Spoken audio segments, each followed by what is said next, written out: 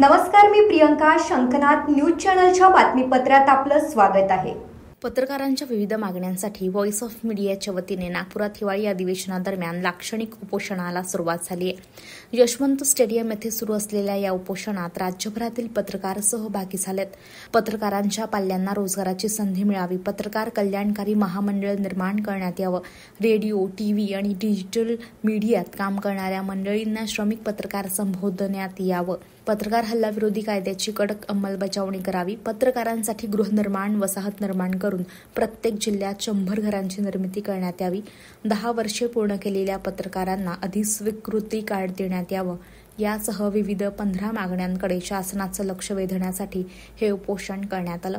Voice of मीडियाचे राष्ट्रीय अध्यक्ष संदीप काळे आणि राष्ट्रीय कार्यकारिणी पदाधिकारी यांच्या मार्गदर्शनात पत्रकार हल्लाविरोधी समितीचे राज्य अध्यक्ष Sandeep Mahajan, voice of media Wardha जिल्हाध्यक्ष किशोर कारंजेकर, देवळी तालुका अध्यक्ष गणेश शेंडे, ते सेलू तालुका अध्यक्ष सचिन धानकुटे, किरण राऊत, मंगेश काळे, अनिल वांदिले यांच्यासह व्हॉइस ऑफ मीडियाचे राज्यातील सर्व जिल्ह्यातले पदाधिकारी लढा पत्रकारिता आणि पत्रकारांसाठीच हे ध्येय डोळ्यासमोर ठेवून दररोज लाक्षणिक उपोषणास बसणार आहेत. व्हॉइस ऑफ मीडियाच्या वतीने संस्थापक अध्यक्ष संदीप काळे, प्रदेश अध्यक्ष अनिल म्हस्के यांनी उपोषणकर्त्यांचं स्वागत करून मागण्यांच्या पूर्ततेसाठी शुभेच्छा दिल्यात. आज हिवाळी अधिवेशनाचा 5वा दिवस आणि या यशवंत स्टेडियम येथे व्हॉइस ऑफ मीडियाचा म्हणजे पत्रकारांसाठीचा लढा या ठिकाणी आंदोलन सुरू आहे. लढा पत्रकारितेचा आणि हा लढा पत्रकारितांसाठीचा आहे. तर आपण त्यांच्या विविध मागण्या जाणून घेऊयात की नेमक्या मागण्या सरकारकडनं काय आहेत. नमस्कार सर. अनिल म्हस्के, बुलढाणा पुण्यनगरी संपादक. सर, हा लढा पत्रकारितांसाठीचा आहे, तर नेमक्या मागण्या काय आहेत तुमच्या? गेल्या 3 वर्षापूर्वी पत्रकारांच्या कल्याणासाठी स्थापन झालेली व्हॉइस ऑफ मीडिया ही सगळ्यात मोठी देशातली संघटना आज तयार झालेली आहे. सर्वप्रथम कोरोनासारख्या काळामध्ये पत्रकारांवर जो काही आर्थिक हे पडला की अनेकांच्या नोकऱ्या गेल्या, अनेकांना रोजगार मिळाला नाही, तर यासाठी शासनाने अण्णासाहेब आर्थिक विकास महामंडळाच्या धर्तीवर पत्रकार कल्याणकारी मंडळ तयार करावं. त्यातून पत्रकारांना एक रोजगार उपलब्ध होईल. पत्रकारांच्या पाल्यांना असो, पत्रकारांना असो, त्यांना त्यांच्या भावी आयुष्यासाठी उदरनिर्वाहासाठी ते महामंडळ स्थापन करावं, ही आमची प्रामुख्याने पहिली मागणी आहे. त्याचबरोबर पत्रकारांच्या पाल्यांना जसा तुम्ही शैक्षणिक याच्यात कोटा असतो तसा कोटा द्यावा. त्याचबरोबर पत्रकारांना जे तुटपुंज 11,000 हे मानधन दिलं जातं तेही राज्यातल्या फक्त 150 पत्रकारांना दिलं जातं. त्या पत्रकारांच्या संख्येत वाढ करावी. त्याचबरोबर त्यांचं 21,000 रुपये हे मानधन देण्यात यावं. त्याचबरोबर ज्या काही पत्रकारांच्या समस्या आहेत, त्यांच्या घराच्या संदर्भात आहेत, त्यांच्या ॲक्रिडिटेशन संदर्भात आहे, ज्या ॲक्रिडिटेशनमध्ये अत्यंत जाचक अटी निर्माण केलेल्या आहेत, त्या जाचक ज्या अटी आहेत त्या कमी कराव्यात, अशी आमच्या प्रामुख्याने राज्य शासनाकडे मागण्या आहेत आणि त्या आम्ही मिळून घेणारच आहोत. मागच्या अधिवेशनामध्ये त्यांनी अभ्यासगट स्थापन करून पत्रकारांच्या या सगळ्या समस्या आम्ही सोडवू असं आश्वासन विधान परिषद दिलं होतं.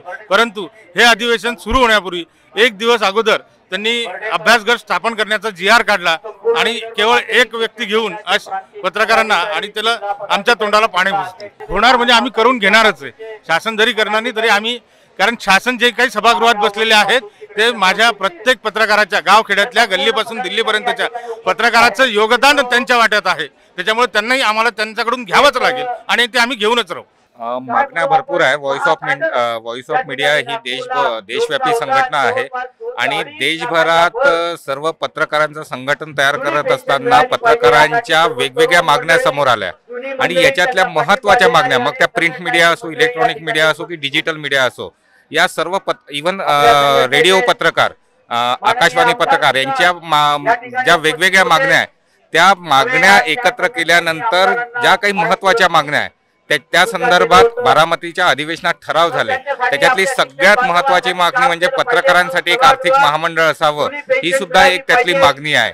अशा विविध मागण्या एकत्र करून ते 15 ठराव बारामतीच्या अधिवेशनात पारित झाले आणि त्या ठरावांचाच ते ठराव आणि त्या मागण्या मंजूर करण्याच्या दृष्टीने हा पाठपुरावा आपला सुरू आहे आणि त्यासाठीच एक लाक्षणिक उपोषण आपण सुरू केलं. या ठिकाणी जो प्रश्न आम्ही घेऊन या ठिकाणी आंदोलन करत आहोत, एकूण आमच्या 14 मागण्या आहेत आणि मी महाराष्ट्र राज्य पत्रकार हल्ला विरोधी फोरम याचा मी राज्याध्यक्ष आहे.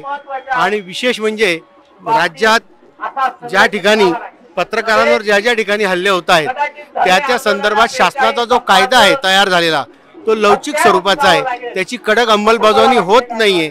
पत्रकारांवर हल्ले झाले तरी त्या कायद्यान्वये गुन्हे दाखल केले जात नाही, म्हणून त्या कायद्याची कडक अंमलबजावणी व्हावी ही आमची प्रमुख मागणी आहे.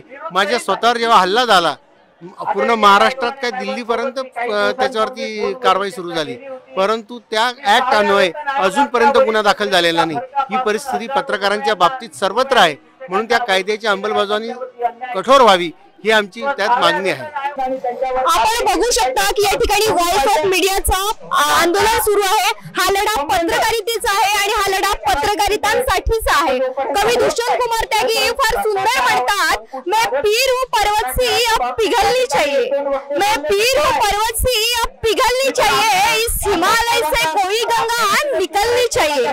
मेरे सीने में ना तो तेरे सीने में सही, आग कहीं भी लेकिन जलनी चाहिए.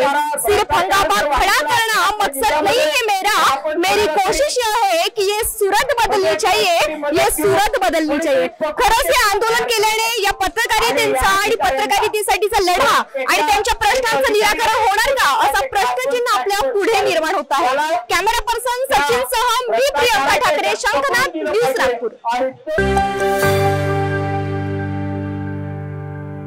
पंतप्रधान नरेंद्र मोदी यांनी गेल्या काही वर्षात 1,25,00,000पेक्षा अधिक युवकांना विविध योजनेतून कौशल्य प्रशिक्षण दिलं.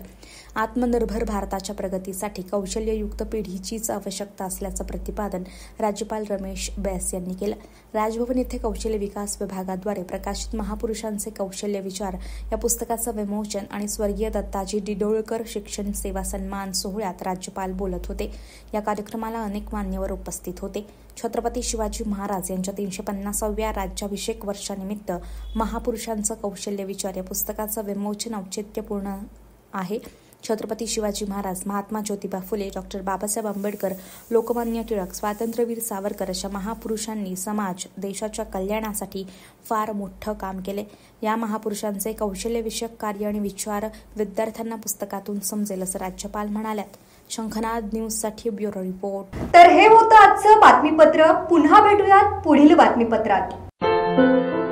क्या हुआ बहू? माँ, पाइल्स की बहुत तकलीफ हो रही है. तो तुम गुदरोग सर्जन के पास क्यों नहीं गई? देखो, जैसे हार्ट के लिए हार्ट स्पेशलिस्ट, ब्रेन के लिए ब्रेन स्पेशलिस्ट, तो पाइल्स के लिए पाइल्स स्पेशलिस्ट क्यों नहीं? स्त्री हो या पुरुष, टॉयलेट में तकलीफ केवल पाइल्स ही नहीं और भी कई प्रकार के गुदरोग तथा कैंसर भी हो सकता है. इसीलिए इसकी प्रत्यक्ष जांच जरूरी है. ठीक है माँ, पर जांच के लिए हम जाएंगे कहाँ? वही काले आयुर्वेदिक पाइल्स हॉस्पिटल में. लेकिन माँ, प्रेगनेंसी में पाइल्स की दवाइयाँ?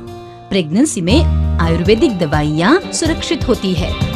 जनहित में जारी. काले आयुर्वेदिक पाइल्स हॉस्पिटल, औषधि चिकित्सा तथा सर्जरी ट्रीटमेंट उपलब्ध. हमारा पता उमरेड रोड, दिघौरी बस स्टॉप के पास, नागपुर. अधिक जानकारी के लिए वेबसाइट पर जाएं kalepileshhospital.com.